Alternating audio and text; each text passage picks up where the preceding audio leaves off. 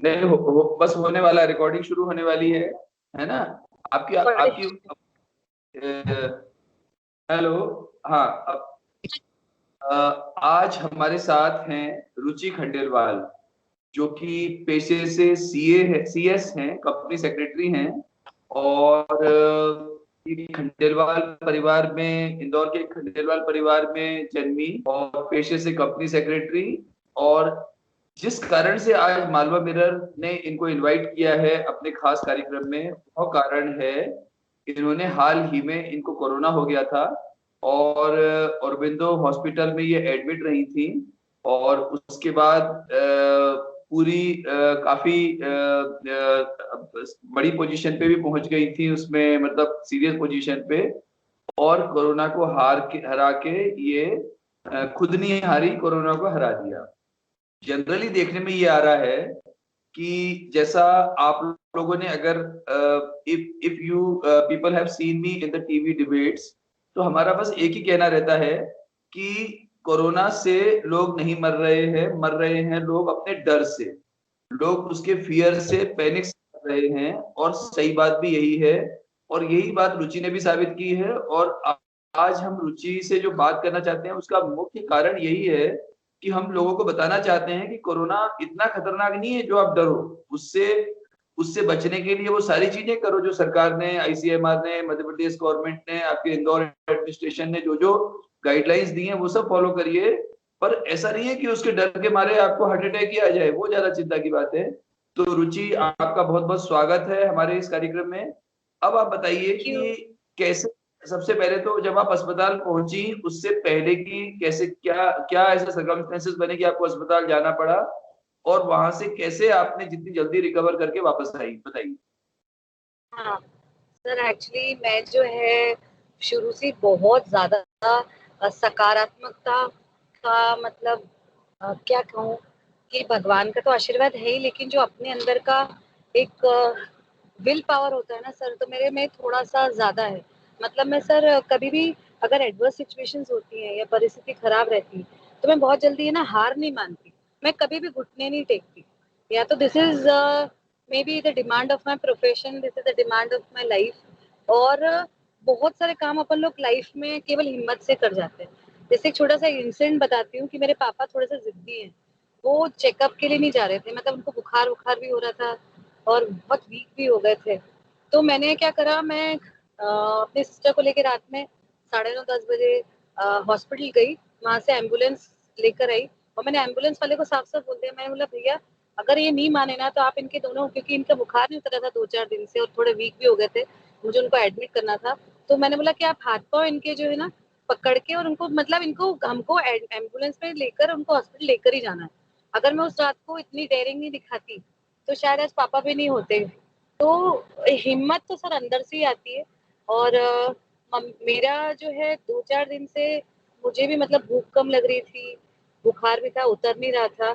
लेकिन जब मेरा ऑक्सीजन लेवल मैंने अचानक देखा बहुत तेजी से, मतलब 79-80 के करीब आया, तो फिर मैंने अपनी कार जो है, घर में कोई नहीं था जो कार चला के हॉस्पिटल लेके जाए। पापा मोहक हॉस्पिटल में एडमिटेड थे उसी प्रीमाइसेस में, तो मैंने चलो ठीक है मैं अरविंदो तक तो जाऊं, क्योंकि आसपास तो कोई चांस ही नहीं था कि जहां पर मैं जाकर है ना एडमिट हो जाती। मैंने अपनी कार ली, चालू किया, मेरी सिस्टर साथ में गई और मैं खुद ही औरबिंदो हॉस्पिटल तक गई। रास्ते भर मैंने चेक करती गई ऑक्सीमीटर से 80-81, लेकिन वहां जाके रास्ते में थोड़ा सा कम आ गया, बहुत कम आ गया 77। तब भी मैं पैनिक नहीं हुई सर, पैनिक से कुछ भी नहीं होता है, घबराई नहीं, अरे ठीक हो देखिए, जाएगा। मेरी सिस्टर भी मुझे मोटिवेट करती थी, नहीं अरे ठीक हो जाएगा, सब बढ़िया, चल आगे चल आगे चल। तो है ना वो करते हुए हम लोग चले गए और वहां प्रीमाइसेस में उन लोगों ने चेक किया, उन्होंने बोला नहीं ना यू, आप थोड़ा सीरियस हो गए हो और आप थोड़ा सा मतलब, और उन्होंने पता नहीं क्या हुआ, with the blessings of God कि मुझे बेड मिल गया। हालांकि वो गवर्नमेंट बेड था, मैं आईसीयू की हो गई थी, मतलब आईसीयू पेशेंट एक तरह से बन गई थी।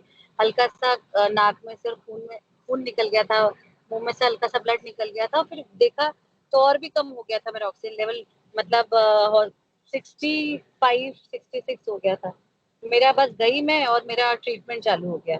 आप ये समझो कि मतलब एक्चुअली क्या हुआ कैसे हुआ समझ नहीं आ रहा है मुझे कि मतलब वो लाइफ ही मतलब मेरी पूरी चेंज हो गई सर, कि मतलब मैं आपको क्या बताऊं। और बस ऐसा कुछ हो गया कि बस मैं अपने ठाकुर जी को बहुत मानती हूँ और मैं एडमिट हो गई। मुझे बहुत ज्यादा वो चीज समझ में आ गई कि मतलब अब actually that was a death situation sir, to be very frank. I was very serious, so that was a death situation.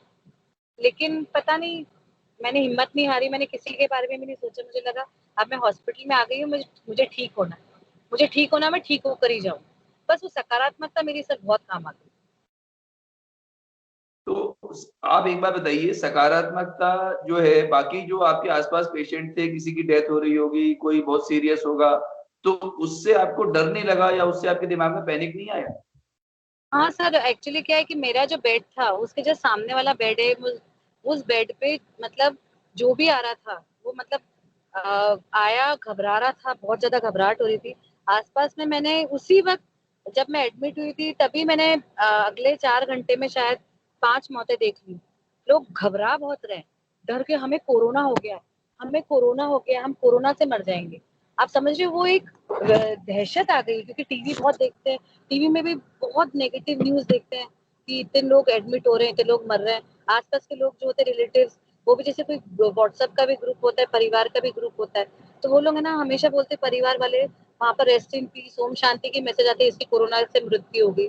अब है ना एक्चुअली इतनी नेगेटिव एनवायरनमेंट में भी ऐसी नेगेटिव न्यूज और जबरदस्ती, मतलब हर जने को इसकी कोरोना से हो गई। तुझे पता है 40% इन्फेक्शन था, उसको 20%। वो तो अरे, तुझे पता है 4% वाला ही मर गया, मतलब यहाँ तक लोग आ गए। अरे बोले 4% वाला था, घबरा गया, मर गया। तो वो सब चीजें क्या दिमाग में ना वो पाइलअप होती जाती है। जैसे आज मैंने नेगेटिव न्यूज सुनी, फिर पाइलअप होगी, फिर उसके बाद नेगेटिव न्यूज सुनी, फिर पाइलअप होगी। अब वो क्या हो सकता है कि 10 दिन के बाद तुम पॉजिटिव हो जाओगे कि माहौल ऐसा चल रहा है, तो वो सारी पाइल्ड अप न्यूज उस वक्त और वो नेगेटिविटी की आ जाती है, प्लस न्यूज व्यूज आ जाती है, प्लस सामने मरता है वो। तो असल में तो वो मरने वाला ही था, लेकिन मैंने ना देखा बाप रे ये मर गया, ये मर गया, तो मैंने देखा ही नहीं। छोड़ो यार, जब मेरे पापा सीरियस हैं, मम्मी भी चली गई मेरी, बहुत नेगेटिव सोचने को तो इंसान, बहुत सारी चीजें नेगेटिव ही नेगेटिव थी मेरी लाइफ में। तो जॉब भी चले जाएगा, सब कुछ। सिस्टर भी बाहर बहुत परेशान हो रही थी, पता नहीं क्या होगा, परिवार ही खत्म हो जाएगा। मेरा भाई जो वो भी, हम सब लपेटे में आ गए थे, तो उसकी भी तबीयत ठीक है मतलब। लेकिन है ना, मैंने पता नहीं कौन सी एक शक्ति थी पॉजिटिविटी में लाई, जिसकी किस्मत होगी वो जाएगा। मैं तो, मेरे ठाकुर जी मुझे यहाँ तक लेके आए, आगे भी ठाकुर जी लेके आए, मैं तो जिंदा ही जाऊंगी। मेरे मन में एक सेकंड के लिए भी नहीं आया कि है ना मैं मरूंगी या मैं मर जाऊंगी। जैसे एक दो तरह के लोग होते हैं, एक बोलते हैं, "हाँ, हमें कोरोना हो गया, हम मरने जाएंगे, हम तो मरना ही मरना है हमको"। एक वो, क्योंकि ना मैं रिपोर्ट मेरे हाथ में थी क्योरवेल हॉस्पिटल की, Yes. तो उसमें लंग इन्फेक्शन बहुत अच्छा वाला उन्होंने करके भेजा था, खूब अच्छा स्कोर देके भेजा था मुझे। अरे तुम 80% वाली हो, तुम्हारा 21 22/25 तुम्हारा कोविड स्कोर है। स्कोर के हिसाब से मेरा, समझो आप 85 से भी ऊपर ही होगा लंग इन्फेक्शन। तो उसके बाद भी कई के लोग होते ना कि अरे हम तो कोरोना से मर जाएंगे, मैं बोलती अरे वाह मुझे कोरोना हो गया, चलो अब अपन इसको हरा के मानेंगे। सर मेरा अप्रोच ही ऐसा है। तो बस वो पॉजिटिविटी बहुत काम कर गई सर में। रुचि, एक बात बताओ कि जैसा अभी आपने कहा कि हम लगातार खबरें देखते हैं, व्हाट्सएप ग्रुप में, फेसबुक में देखते हैं, तो आप ये मानती हो कि सबकॉन्शियस माइंड में वो सारी चीजें पाइल अप होती जाती हैं, और जब हमको हमारे साथ समस्या होती है तो वो सारी चीजें बाहर आती हैं और वो हमको डराने लगती हैं। तो क्या एज अ आप एक कोरोना योद्धा हो, कोरोना वॉरियर हो, because you have beaten this deadly disease, और now you are back on the track and आप पूरी तरीके से नॉर्मल हैं, तो क्या आप ऐसा मानेंगी क्या कि सोशल मीडिया पर अगले कुछ महीनों के लिए बैन लगाना चाहिए, क्योंकि सोशल मीडिया के कारण ही सारी समस्याएं आ रही हैं? सर एक बात बताओ, बैन तो लगा देना चाहिए। देखो क्या होता है कि आज है ना, किसी भी चीज को आप बैन लगाते हो ना, तो वो चीज ज्यादा उछल के आती है। आप जैसे गुजरात है, गुजरात में अब हम लोग कहते हैं शराब पे बैन लगा दिया, ठीक है, लोग शराब नहीं पियेंगे, लेकिन कहीं ना कहीं से लोग जुगाड़ लेते हैं। आप समझो, हमारा जो माइंड है, आपने पहली चीज जो बोली सबकॉन्शियस माइंड के बारे में सर, तो बहुत अच्छी बात बोली कि अपन क्या करो, अपने आसपास सब नेगेटिविटी है ना, ठीक है। अब आप सोचो कि मैं हॉस्पिटल में थी, और हॉस्पिटल में रहकर मैं इतनी नेगेटिव एनवायरनमेंट में हूँ। मेरे लिए तो सोशल मीडिया था तब, इतना मैं फोन वोन पे भी नहीं जा सकती थी व्हाट्सएप वगैरह। तो लेकिन मेरे साथ तो लाइव सिचुएशन हो रही थी ना, उसके बाद भी मैं क्यों नहीं नेगेटिव हुई? अब समझो मैं कहाँ कहाँ से बचूंगी? सामने नेगेटिविटी चल रही है ना, चलने दो। व्हाट्सएप ग्रुप में ओम शांति के मैसेजेस मुझे वहां पर भी आ रहे थे, जब मेरा ना 74 का लेवल था, काफी दिनों तक 85 ऐसा लेवल था, तब भी आ रहे थे। तो आप है ना किसी चीज को अपने दिमाग में बताने दो। मेरा कहने का मतलब ये, अब जैसे आप जंगल में जा रहे हो, अब आप ये थोड़ी बोल सकते कि शेर को पिंजरे में वहां पर करो नहीं, जिससे कि मैं सेफली जा सकूं। हर जगह से न्यूज तो आएगी, आप चाहे सोशल मीडिया कर लो, नहीं तो ना अगर ये सोशल मीडिया बंद कर दो ना, तो लोग फोन कर करके अपन को बोलेंगे। आप समझ रहे हो कि अरे देखो पड़ोस में वो गुप्ता जी थे, उनका पूरा परिवार जो है वो पॉजिटिव हो गया, उनकी जो बहू है उसको सीरियस हो गई और हम उसको हॉस्पिटल में एडमिट करने जा रहे हैं। नेगेटिविटी तो हर जगह से आएगी। आप ये सोचो, आप ये डिसाइड करो, आप ये बोलो अपने मन को कि मुझे क्या चीज लेना है और क्या चीज छोड़ना है। Are you getting me what I want to आपका say? आपका मतलब है नेगेटिविटी कहीं से भी आए, हमको उसको हाँ, ग्रहण नहीं करना है, हमको ग्रहण अपना नहीं कर। दिमाग पॉजिटिव। और तभी आप भी जो इस लड़ाई से जीती हो, इसका मेन रीजन पॉजिटिविटी ही है। तो अब एक हाँ, आखिरी एक नटशेल नटशेल में एक मैसेज, एक लाइन का क्या रहेगा आपका, जो दूसरे लोग जो कोरोना पॉजिटिव हो गए हैं या जिनको हमेशा डर लगा रहता है, उनके लिए एक लाइन में क्या मैसेज देना चाहेंगे? मैं सिर्फ एक ही मैसेज देना चाहूंगी, अपने लिए सेल्फिश बनो। सेल्फिश मतलब कि आप ये मत सोचो कि आपको किसी और का ख्याल ज्यादा रखना है। जैसे अगर संतरे आ रहे हैं घर में, आप खुद भी एक खाओ संतरा। अगर नारियल पानी है तो आप भी पियो। आप है ना हर 15-20 मिनट से अपनी बॉडी को हाइड्रेट करते हो। केवल अपनी जैसे बहुएं रहती है, हमारी जो सोसाइटी हम जिसमें रहते हैं, उसमें वो अपने पति के बारे में, बच्चे के बारे में सोचती है, सास के बारे में सोचती है, हस्बैंड जो है अपने बच्चों के बारे में सोचता है, बच्चे केयरलेस किसी के बारे में सोचे। आप ना थोड़ा सा सेल्फिश होके पहले अपने बारे में सारा ध्यान थोड़ा सा अपने आप पे भी दो। दूसरा, आप है ना नेगेटिव न्यूज ओवरलुक करो। अगर आ भी रही है आपके सामने तो आप ओवरलुक करो।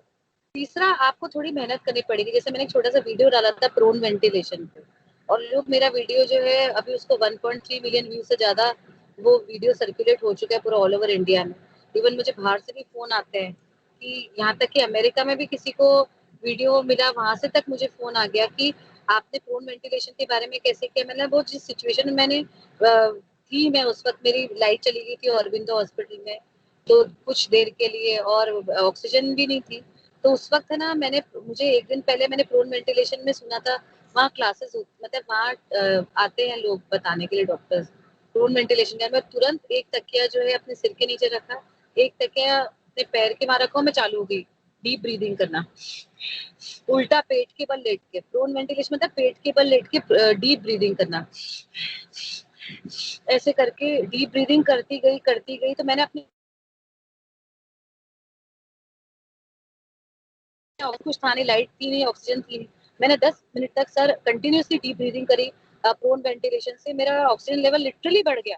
मेरे सामने 78, 79, 80, 81, 82, 83। तो मुझे बड़ा आश्चर्य हुआ। फिर बाद में लाइट वेट आ गई। उसके बाद ऐसे करती गई मैं 5-6 बार, मैंने बहुत बार इस चीज को प्रैक्टिस कर ली, प्रोन वेंटिलेशन को। और है ना, मैंने हर बार पाया कि प्रोन वेंटिलेशन के बाद मेरा ऑक्सीजन लेवल बढ़ रहा है। आप भी ट्राई कीजिएगा, आपका भी बिल्कुल श्योरली बढ़ेगा। उल्टा लेट के सांस लेना। और रात तक मुझे समझ में आया कि जब मुझे अच्छा कुछ मिल रहा है, तुरंत मैंने ये नहीं सोचा कि मैं अपने तक ही रखूं। मैं बिल्कुल इस मामले में सेल्फिश नहीं हूँ। कुछ अच्छी चीज मुझे मिल गई तो मैं दुनिया को दे देती थी, क्योंकि मैं अपनी कंट्री से बहुत प्यार करती हूँ। मैं चाहती हूँ ज्यादा से ज्यादा लोगों तक पहुंचे। और मेरा वो इंटेंशन था, मेरे फेसबुक पेज पे मेरे फ्रेंड्स तक पहुंचाने का इंटेंशन था, कि उनको बता दो। और वो फेसबुक पेज मैंने अपलोड कर दिया वीडियो। मुझे नहीं मालूम था कि वो अलग अलग बड़े बड़े न्यूज चैनल कवर कर लेंगे। न्यूज नेशन पे आ रहा है कभी मेरा वीडियो, कभी कहाँ आ रहा है ड्रोन वेंटिलेशन संजीवनी बूटी। और ऐसा हो गया कि अरविंदो हॉस्पिटल में सब लोग मुझे जानने लग गए। आज मुझे पता नहीं कितने लोग मुझे जानते हैं। रुचि खंडाला ना, वो सबको मोटिवेट करती रहती है। कल एक फोन आया मुझे बड़वानी से एक मैडम का। उन्होंने बोला मेरे पास कोई ऑप्शन नहीं था, मेरे पति हॉस्पिटल में, मुझे घबराहट चालू हो गई, मेरे पास वीडियो आया था आपकी, जब तक आपने सांस ली इस टाइप का मैं करती गई 15 मिनट में, दीदी मैं जिंदा हूँ आपकी वजह से। मेरे पास वो कॉल रिकॉर्डिंग भी है, मैंने कल वो रिकॉर्डिंग करी थी कॉल। उनसे मैंने पूछा कि आपकी कॉल रिकॉर्डिंग करूँ, उन्होंने बोला हाँ बिल्कुल कर लो, क्योंकि मैं किसी से बिना पूछे कॉल रिकॉर्डिंग भी नहीं करती। तो फिर है ना, उनको मैंने कॉल रिकॉर्डिंग करी, और वो मेरे पास ऑडियो है, मैं आपको ऑडियो क्लिप पर्सनली भेजूंगी, कि आप उसको सुनना कि दीदी मैं तो जिंदा हो गई प्रोन वेंटिलेशन से। 10-15 मिनट में आप ये समझ लो कि मेरा ऑक्सीजन लेवल सामने के सामने बढ़ रहा था। तो ये भी हमको करना है कि मतलब अगर हम भी पॉजिटिव हो गए तब भी। और हमने देखा कि उस वक्त ना आप क्या करो, अपनी बीमारी के बारे में मत सोचो। जैसे मैं पॉजिटिव हूँ, बार बार मत मंथन करो कि मुझे 85% है, रुचि खंडेरा तुझे 85, अब मरते जाओगे। आप क्या करो, वहां से तब आप नेगेटिविटी का ध्यान लगा के आसपास के लोगों को देखो और आप अपनी एक्सरसाइज करो। 3 चीजें सर मैं बहुत कर रही हूँ। एक तो मैं कुल्ले मतलब जो गार्गिल्स होते हैं वो बहुत कर रही हूँ। शुरू शुरू में मैंने ना खाना खाते सी 2 बार गार्गिल गार्गिल करती थी। फिटकरी होती ना, उसको घुमा के वो फिटकरी की गार्गिल करती थी मैं सुबह शाम। उससे मेरी खांसी कम हो गई। अभी भी मैं 24/7 जो है बिल्कुल बोल सकती हूँ। मुझे कोई सांस वास नहीं फूलती है, कोई कफ नहीं होता है। या अगर अपने पास फिटकरी नहीं है तो हल्दी नमक के कुल्ले कर लो, गार्गिल करो। एक तो गार्गिल बहुत करती हूँ। हर 15-20 मिनट से जो है वो 1-2 घूंट पानी पीती हूँ।